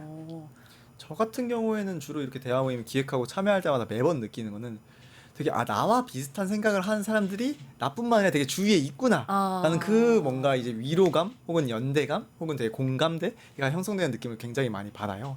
사실 이제 뉴스를 볼 때마다 되게 저거 문제야 혹은 저거 바뀌어야 될 것 같은데 생각은 하지만 사실 다른 사람들이 어떻게 생각하고 있는지 전혀 모르잖아요. 그리고 뭔가 이 이야기를 다른 사람들 할 수 있을까라는 고민도 정말 많이 드는데 다양한 시민 대화 모임에 좀 참여를 하면서 나뿐만이 아니라 이 사람도 정말 이렇게 생각을 하고 있네? 라는 생각을 하게 되고 그럼 거기서 약간 위로를 받는 것도 있고 그리고 나뿐만 아니라 이 사람도 이런 생각하고 있고 또 저 사람도 비슷한 생각을 하고 있으면은 아 되게 당장 내일 뭔가 변화가 뿅 일어나지 않더라도 아, 조금 더 나은 사회가 이렇게 만들어질 수 있겠구나. 이렇게 나와 비슷한 생각을 가진 사람들이 조금씩 늘어날 수 있겠구나라는 뭔가 희망을 좀 얻게 되는 것도 좀 있었어요.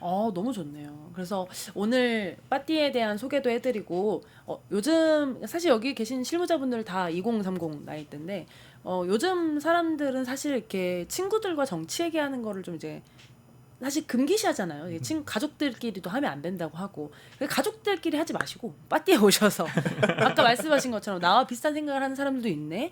사회 문제 이렇게 관심을 가진 사람들이 많네. 사실 또 막상 해보면 굉장히 좋아하잖아요. 제가 생각했을 때 사람들이 사회 문제 얘기하면은 되게 재밌어하고 좋아해요. 근데 그런 걸 장이 없어서 못하는 경우가 많은데 오늘 소개해드린 빠띠를 통해서 두 분이 느끼신 어떤 경험들도 함께 느낄 수 있으면 좋겠습니다. 오늘 이렇게 나와주셔서 새롭게 활동하시는 모습 소개해 주셔서 너무나 감사합니다. 두 분 인사드리겠습니다. 네.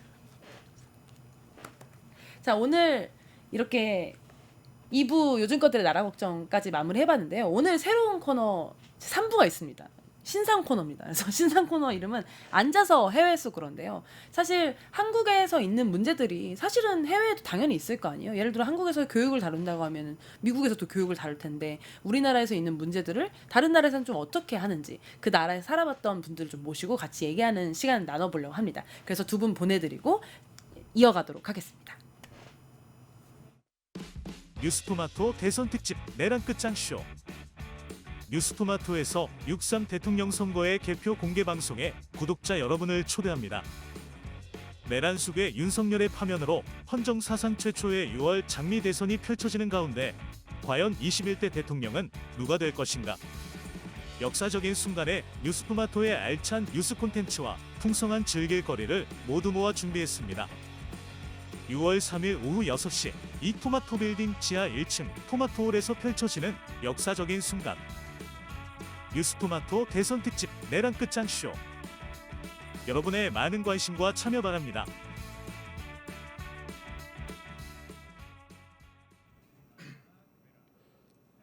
네, 3부. 여러분 걸어서 세계 속으로 아시죠? 저는 걸어서 세계 속으로라는 그 프로그램 보는 거 되게 좋아했는데 왜냐면 저렇게 사는 모습도 있구나라는 걸 알게 될 수 있어서 되게 좋았던 것 같아요. 그래서 오늘 마련한 코너 저는 걸어서는 못 가고 앉아서 가는 해외 속으로 한번 준비해봤습니다. 오늘 패널 두 분 모셨는데요. 각자 소개 한 번씩 부탁드리겠습니다. 네, 안녕하십니까. 저는 한반도 청년 미래 포럼에서 국제지부 대표를 맡고 있는 이진우라고 합니다. 잘 부탁드리겠습니다. 네, 안녕하세요. 저는 한반도 청년 미래 포럼에서 독일 전담 매니저를 하고 있는 안향아라고 합니다. 반갑습니다. 향아님 지금 약간 긴장하신 게 느껴지는데요. 네, 긴장 풀도록 하겠습니다. 풀어진다 이렇게 높아지는 거 아니니까 너무 자연스럽게. 편안한 네. 마음으로 네. 해주시면 좋을 것 같습니다. 오늘 그 앉아서 해외 속으로 첫 시간인데요. 오늘 교육 부분을 좀 다뤄보려고 해요. 사실 한국 사회 하면은 교육 문제 뭐 늘 있다 하는데 우리 안에서만 좀 얘기하는 것 같아서 또 두 분이 또 각 나라에서 살았던 경험이 있으시니까 네네. 각 나라는 또 어떻게 하는지 남들은 또 잘하는지 못하면 또 못하네 이런 또 이렇게 생각도 해보면 하면 좋을 것 같습니다. 우리 진우님은 어느 나라에서 계셨어요? 네, 저는 이제 미국에서 있었고요. 저는 한국에서 고등학교 3학년 1학기 때 이제 미국 고등학교로 2학년으로 1년 꾸려가가지고 미국에서 2016년부터 2024년까지 약 8년간 해서 고등학교, 대학원까지 이렇게 나왔습니다. 그래서 작년에 돌아왔습니다. 네. 근데 좀 다른 분들 보통 보면 네네. 아주 어렸을 때 가거나 그렇죠. 아니면 네. 고등학교 시작 전에 보통 가는 경우가 네네네네. 많은데 고3 때 가셨나요? 이게 원래는 좀 준비하는 기간이 좀 있었는데 좀 이런저런 사정으로 좀 늦어지긴 했는데 그래도 고등학교 때 가는 게 좀 전반적으로 제가 포커스하고 싶은 국제 정치를 하기 위해서 좀 그래도 미리 가는 게 좋을 것 같다는 생각이 들어서 이렇게 가게 됐습니다. 네. 어떻게 보면 한국 교육도 거의 밟으셨고 네, 일반 그다음에, 고교했다고 왔기 때문에 네. 그럼 더욱더 비교해서 봐주실 수 네네네. 있을 것 같네요. 네. 너무 좋습니다. 감사합니다. 향아님은 어디 계셨어요? 저는 독일에 갔었었고요. 이제 초등학교 4학년쯤에 가서 거기서 초, 중, 고 다 다니고 이제 대학교까지 졸업을 하고 한국에 들어왔습니다. 네. 여기는 또 그러면 완전히 독일식 교육에 대해서 네. 또 완전히 또 이렇게 오늘 미국과 독일 네. 두 교육을 받아보신 분들과 함께 교육 얘기 나눠보려고 하는데요. 첫 번째는 좀 이제 교육의 어떤 교육도 워낙 범위가 넓잖아요. 네네. 이걸 다 다루기는 솔직히 어렵고 대한민국 사회에서 이제 가장 주요한 어떤 교육 키워드는 사실 수능이잖아요. 그래서 그렇습니다. 수능을 네. 보기 위해서 사실은 입시 트랙이 좀 정해지고 이러다 보니까 그런 부분을 좀 중점적으로 나눠보면 좋을 것 같은데 제가 이제 좀 한국을 좀 우리 모두 한국인이지만 제가 한국인을 대표해서 좀 얘기한다고 네. 생각해 보면 사실 한국은 이 수능이라는 게 딱 정해져 있어서 사실 초등학교부터 고등학교까지 수능을 위해 존재한다고 해도 과언이 아닐 정도로 수능 준비에 이제 열을 올리게 되는데요. 그러다 보니까 사실은 뭐 인문계, 뭐 실업계, 특목고 이렇게 세 가지 정도 이제 뭐 예술계도 있지만 특목고 정도가 있다고 했을 때 사실은 거의 메인이 이제 인문계열이 거의 대부분의 어떤 입시 어떤 트랙으로서 여겨지게 되는데요. 미국이나 독일도 이런 식으로 딱 한 코스만 있어서 이렇게 수능으로 달려가는 그런 시스템으로 좀 구성돼 있을까요?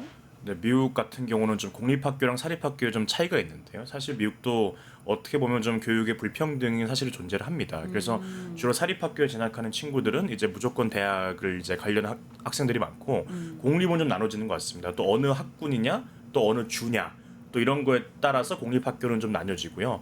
그래서 반드시 대학 진학률이 높지가 않습니다. 그래서 대학 진학률이 한 60%대로 알고 있습니다. 60%. 네, 그래서 특히 이제 뭐 사립학교 가는 친구 대부분 이제 대학을 목표로 하고 공립학교도 대학을 목표로 하는 친구들이 많이 있지만 그렇지 않은 케이스도 이제 학교마다 다르다 이렇게 보실 수 있을 것 같습니다. 아 그러네요. 사실 한국은 그 공립학교가 거의 메인이고 이제 사립이 그렇습니다. 아주 조금 이제 맞습니다. 있는 경우인데 미국은 사립이 그래도 한국보다 훨씬 큰 편이죠. 네, 사립학교와 공립학교 하실 때 어떻게 보면 좀 교육의 질 차이는 존재한다고 생각을 하고요. 근데 반면에도 정말 훌륭한 공립학교들 많이 있는데, 근데 그거는 사실은 어떤 주의 재정 상황 또 이런 것들에 따라서 나눠진다고 생각을 합니다. 그래서 네, 좀 차이가 좀 존재는 하는 것 같습니다. 아 미국은 아무래도 연방제 국가다 네네네. 보니까 예산이 이제 주마다 다르기 때문에 좀 맞습니다. 차이가 이제 발생할 네. 수도 있는 거네요. 독일은 좀 어떤 식으로 구성되어 있나요? 독일도 공립이랑 사립학교가 다 있는데요. 사실 사립학교는 비율이 그렇게 크지가 않아요. 10에서 12% 정도 있다고 아. 지금 알려져 있는데, 그래서 공립학교가 대부분이고 교육적인 차이 면에서는 그렇게 크지는 않은 것 같아요. 아 공립이랑 사립의 네. 교육 질적 차이는 크지 네, 않다. 그거는 크지 않고 이제 사립학교 같은 경우는 그 외적으로 뭔가를 더 제공을 하는 게 있을 건데, 네, 그렇군요. 네. 근데 독일도 사실은 연방 국가잖아요. 네, 그럼요. 그래도 네. 이런 차이가 없는 걸 보면은 독일에서는 교육의 어떤 균등한 어떤 제공을 위해서 좀 노력하고 있는 그런 게 있는 것 같아요. 네, 제가 보기에는 그래요. 이제 연방 국가다 보니까 각 주마다 좀 교육 방향이나 좀 어떤 것에 더 포커스를 맞추는지 그런 건 좀 다르라도 네, 그런 건 없는 것 같습니다. 네. 독일은 그러면 우리나라처럼 딱 인문계가 있어서 인문계 중심으로 좀 쭉 올라가고 거기서 수능을 보고 이런 제도를 가지고 있나요? 네, 독일도 이제 처음부터 끝까지 주된 그 과정이 있고 과목이 있고 그다음에 다른 것도 있는데, 네, 이제 국어나 수학, 영어 이런 거는 뭐 모든 학교들이 다 같이 배우는 과목이고 그 외에는 뭐 다른 걸로 친구들이 골라서 가는 것 같습니다. 네. 지금 사진 하나 띄워주면 좋을 것 같은데요. 지금 사진 보시면 그 독일의 교육제도라고 있는 사진 한번 띄워주시겠어요? 여기 보면은 맨 밑에 이제 유치원이 있고 그다음 초등학교가 있는데 초등학교가 4학년까지만 돼 있네요. 독일은 초등학교를 6학년이 아니라 4학년까지만 네, 되나요? 독일은 4학년까지 있고요. 그 다음에 이제 5학년 때서부터 고등학교 때까지는 중고등학교 과정이라고 부릅니다. 아, 그러니까 한국처럼 중학교, 고등학교가 떨어져 있는 게 아니라 중학교, 고등학교가 과정이 통합돼 있는 건가요? 네, 다 같이 되어 있습니다. 그래서 학교도 그때서부터 끝까지 졸업할 때까지 다니는 구조입니다. 네. 그러면 저기 그 사진 올려주신 거 보면 지금 짐나지움 있고 알레슐레도 있고 하우프트슐레도 있고 이렇게 초등학교 이후에 선택할 수 있는 과정이 총 3가지로 나뉘게 되는 건가요? 네, 그 초등학교 4학년 이후에 이제 보통 선생님들이 어느 정도 이 학생을 판단을 하세요. 이 학생이 좀 학업적으로 어떤지. 그래서 거기서 이제 좀 이런 식으로 써주신대요. 이 학생은 좀 김나지움에 적합하다, 레알슐레에 적합하다, 하uptschul에 적합하다 이렇게 하는데, 이제 김나지움 같은 경우는 이제 고등학교 수능 과정까지 갈 수 있는 그런 학교고, 레알슐레는 10학년까지, 그리고 하uptschul는 9학년까지 과정을 마치는 학업 과정인데, 그거를 이제 4학년 때 보통 선생님들이 이렇게 조금 추천서를 써주신다고 하더라고요. 그리고 이후에 이제 학부모 상담에서 최종적으로 결정을 한다고 합니다. 근데 우리나라에서는 사실 진로라는 것을 그 대학을 대학을 간 이후에나 어떻게 보면 좀 본격적으로 좀 고민을 하게 되지.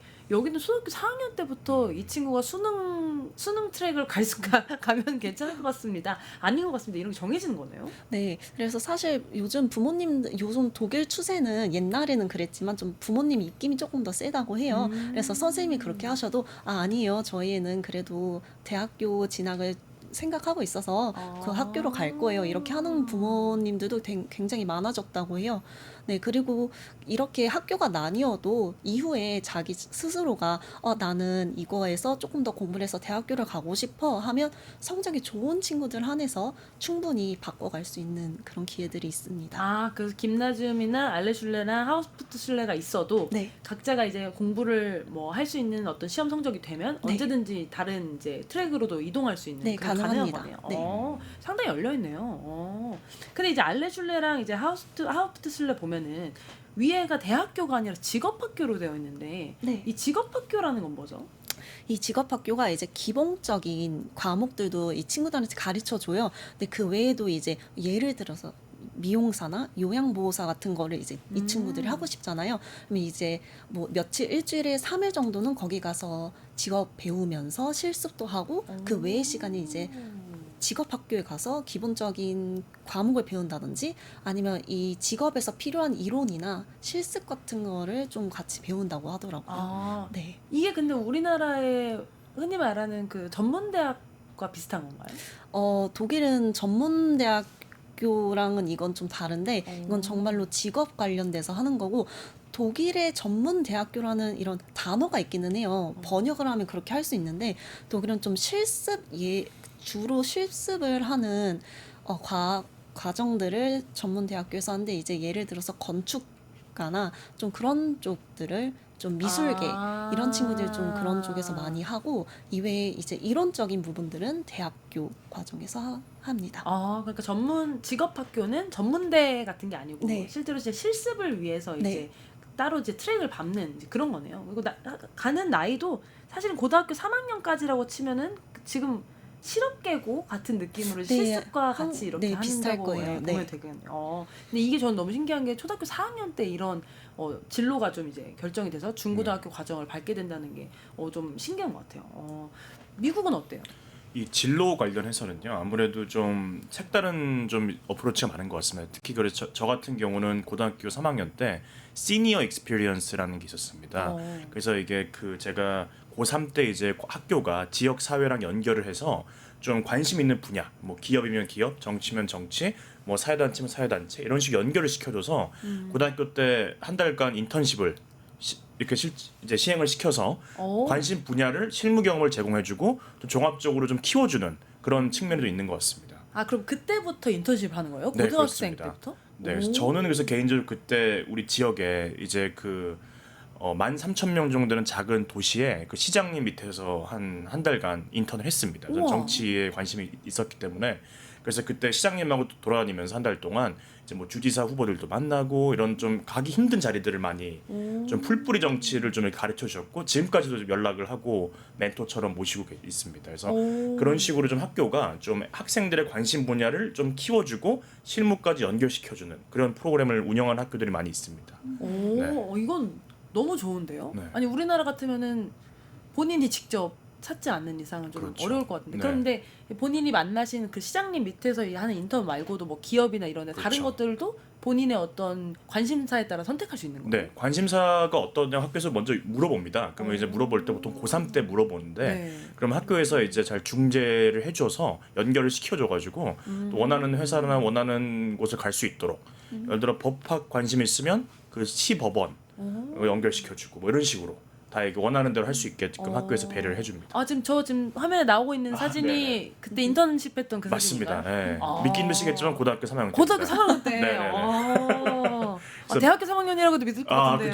그렇죠. 지금 그냥 거의 차이가 없는데 그래서 맨 왼쪽이 이제 시장님이셨고 가운데가 이제 그 당시 오하이오 주에 제가 있던 거기 상원의 민주당 대표 저분들이 같이 이제 많이 배웠습니다. 또 네. 이렇게 들으니까 또 상당히 다르네요. 그럼 네네. 또 수업하는 방식도 좀 그럼 다를까요? 독일은 수업을 어떤 식으로 좀 하나요? 저희는 한국은 사실 이렇게 어떻게 보면은 점수 찾기? 아니 그렇죠. 점수 찾기가 아니라 정답 찾기. 정답 찾기. 정답 네. 찾기를 좀 네. 많이 하잖아요. 맞아요. 한국은 이제 번호 1, 2, 3, 4, 5 중에 이렇게 고르는 걸로 한다고 들었는데 독일은 사실 그런 과정, 그런 시험보다는 이제 에세이나 페이퍼 쓰는 걸 사실 많이 해요. 그래서 시험도 사실 다 풀어 쓰는 거래요.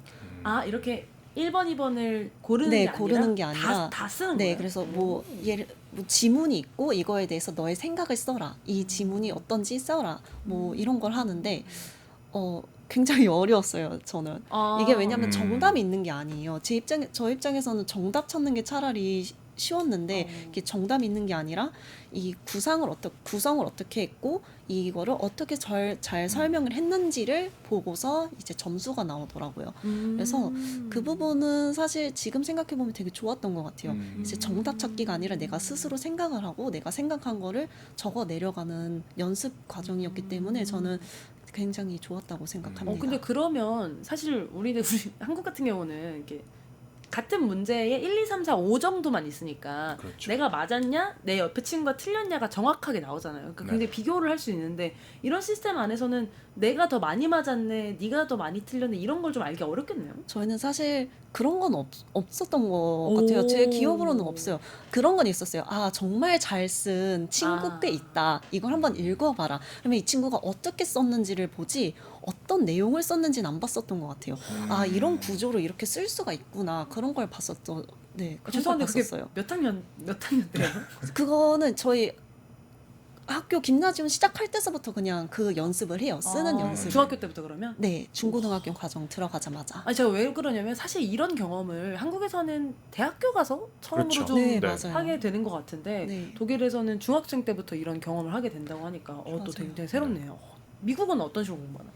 제가 이제 사실은 미국 고등학교 가서 제일 처음에 힘들었던 게 제 한국 고등학교 예를 들어 문학 시간에는 이제 시나 소설을 배울 때 화자의 의도나 어떤 글의 의도를 저희가 외워야 돼서 맞죠. 일방향으로 외워서 그걸 맞춰야 되는 거잖아요. 그쵸, 그래서 그쵸. 오죽하면 옛날에 소설가 김영하 선생님께서도 얘기했던 게 내 의도가 그게 아닌데 왜 그런 식으로 문제를 내냐라고 항의했다는 얘기도 하셨었는데 근데 제가 미국 가서 제일 처음에 배웠던 게 위대한 개츠비라는 소설입니다. 네. 그래서 위대한 개츠비가 영화로도 유명한 소설인데 그걸 읽게 해와서 그냥 그거에 대해서 토론을 하는 거죠. 1시간 반 동안. 그래서 특정 거기서 위대한 개츠비에서 예를 들어 뭐 초록 불이 의미하는 게 무엇인지 던져주면은 이제 6, 7명의 학생들이 나와서 한 명씩 이제 자기 의견을 얘기하고 일종의 토론적인 어떤 토론 베이스의 수업을 진행을 많이 하는 것 같습니다. 그래서 그걸 토론을 한 다음에 그걸 바탕으로 본인들이 글쓰기를 해가지고 그거를 또 선생님들께서 정답이 정해진 게 아니기 때문에 또 논리랑 이런 게 맞으면은 점수를 좋게 주시고 이런 식으로 진행되는 것 같습니다.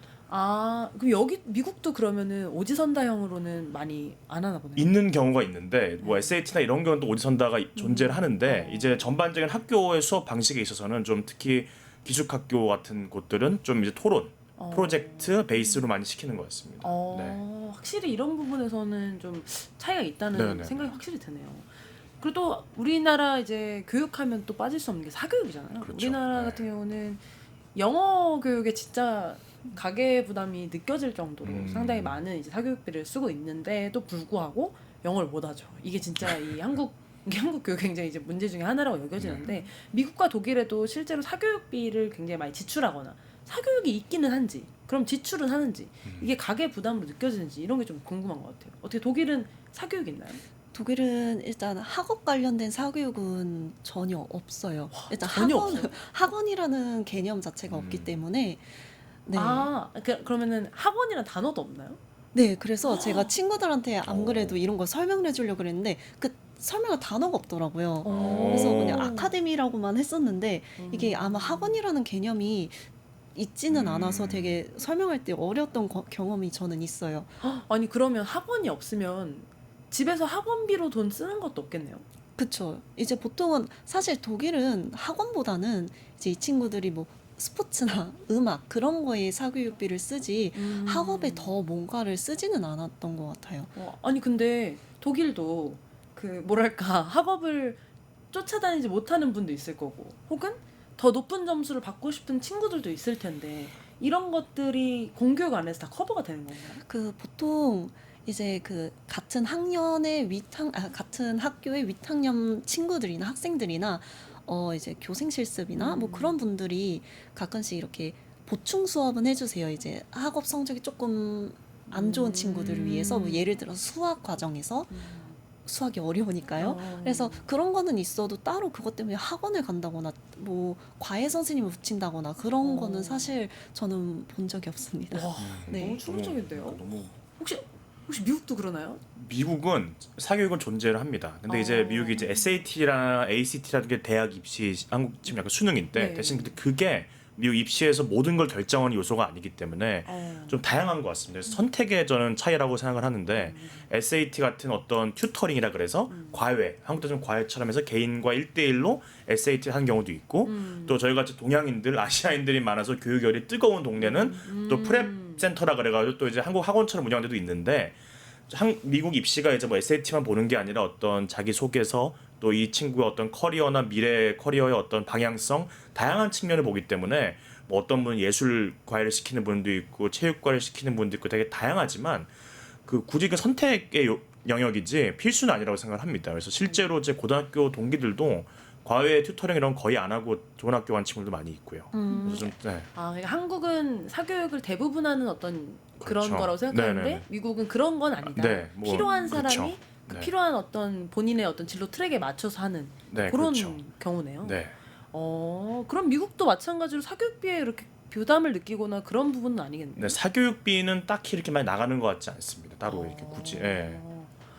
이렇게 들으면 들을수록 지금 뭔가 문제가 지금 뭔가 잘못됐는데 이런 생각이 왜 그러냐면 미국과 독일 모두 사실 교육으로서 뭐 뒤처진다는 말을 듣는 나라들이 아니잖아요. 네네. 그럼에도 불구하고 사교육비가 들지 않고 독일 같은 경우는 학원이란 단어가 없고 학교 안에서 그런 것들이 다 이제 커버가 된다는 점에 있어서는 우리나라가 좀 생각해봐야 될 지점도 좀 있는 것 같다는 생각이 들어요. 그럼 네. 두 분께서는 어쨌든 그 독일과 미국의 이 교육 과정을 다 경험해 보셨잖아요. 그런 부분에서 봤을 때 한국 교육은 이런 부분이 좀 변화되면 좋겠다. 혹은 이런 식으로 좀 내가 경험했던 경험은 이런데 이런 것들이 좀 있으면 좋겠다. 이런 거 있으실까요?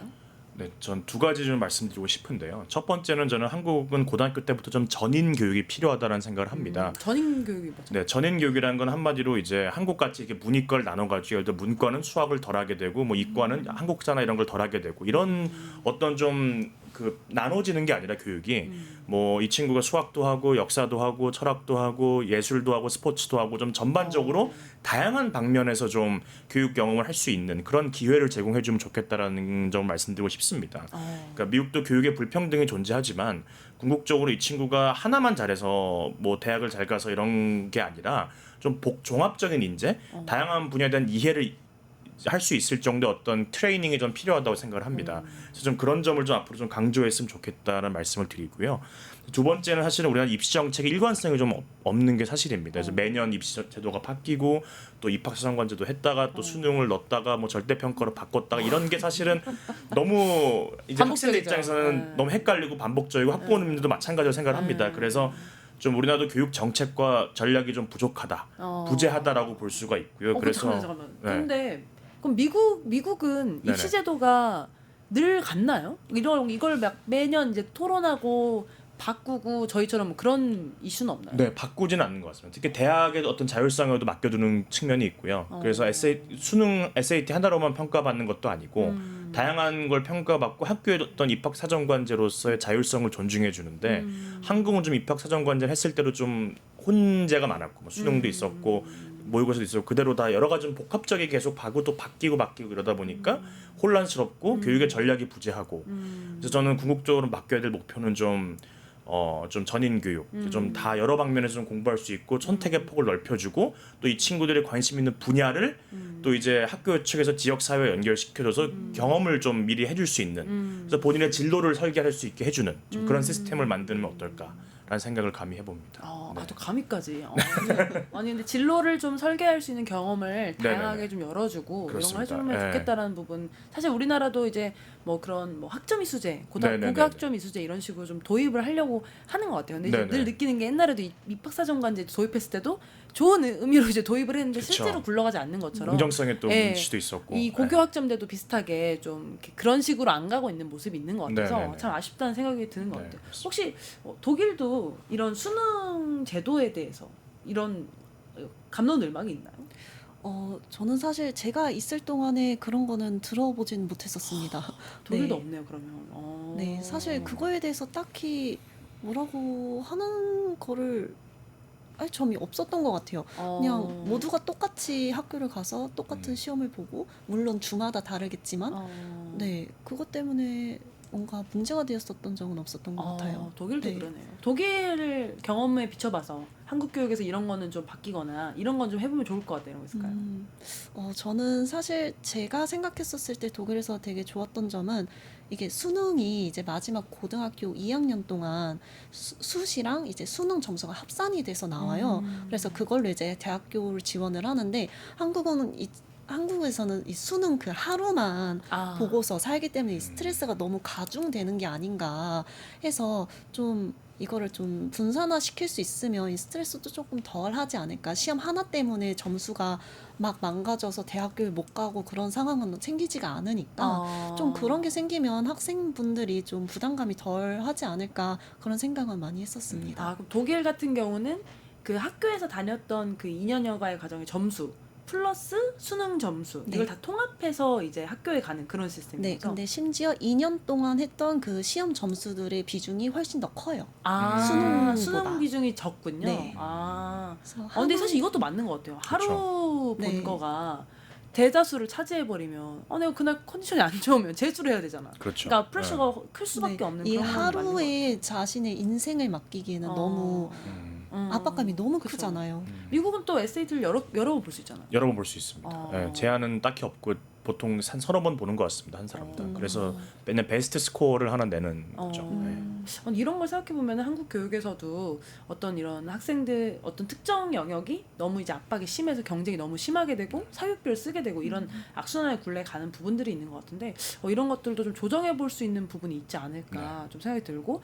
아까 독일도 4살 때부터 진로를 좀 이제 고민해서 학업 커리어를 좀 만들기도 하고 미국도 어떤 커뮤니티에서 연결될 수 있는 부분들 찾아서 학생들의 어떤 진로를 연결해 주려고 노력하는 그런 것 모습을 보면은 우리나라도 좀 진로에 대한 고민들을 좀 더 많이 해볼 수 있는 기회가 좀 있었으면 좋겠다는 생각이 들어요. 수능만큼 사실 개인의 진로도 굉장히 중요한 건데 맞습니다. 그런 부분들은 좀 많이 이제 놓치고 있는 부분이 아닌가 싶습니다. 오늘 이렇게 두 분과 함께 미국과 독일로 앉아서 가봤는데요. 너무 좋았어요. 다음에도 또 이렇게 또 한번 얘기를 나눌 수 있는 기회 있었으면 너무나 좋겠습니다. 오늘 두 분 너무 고생하셨습니다. 네, 감사합니다. 네. 시청자 여러분, 오늘 요즘 것들의 나라 좀 무려 3부로 준비해서 한번 해봤는데요. 잘 들으셨는지 모르겠어요. 저는 개인적으로 너무 좋은 시간이었는데요. 다음 주에도 또 요즘 것들의 또 새로운 나라 걱정 가지고 함께 찾아뵙도록 하겠습니다. 감사합니다. 뉴스토마토가 12.3 내란을 막아낸 시민영웅 1000명 찾기 프로젝트를 진행합니다. 내란을 막고 탄핵 소추를 이뤄낸 시민영웅 1000명을 찾아내 대한민국 민주주의의 역사로 기록하고 시상의 본보기로 삼음으로써 민주주의를 더 널리 확산하기 위한 프로젝트입니다. 이 과정에 직접 참여했거나 참여자를 추천해 주실 분들은 우측 제보하기 QR코드나 RMA일로 추천 및 제보해 주세요. 많은 참여 바랍니다. 뉴스토마토와 함께해 주실 분들을 기다립니다.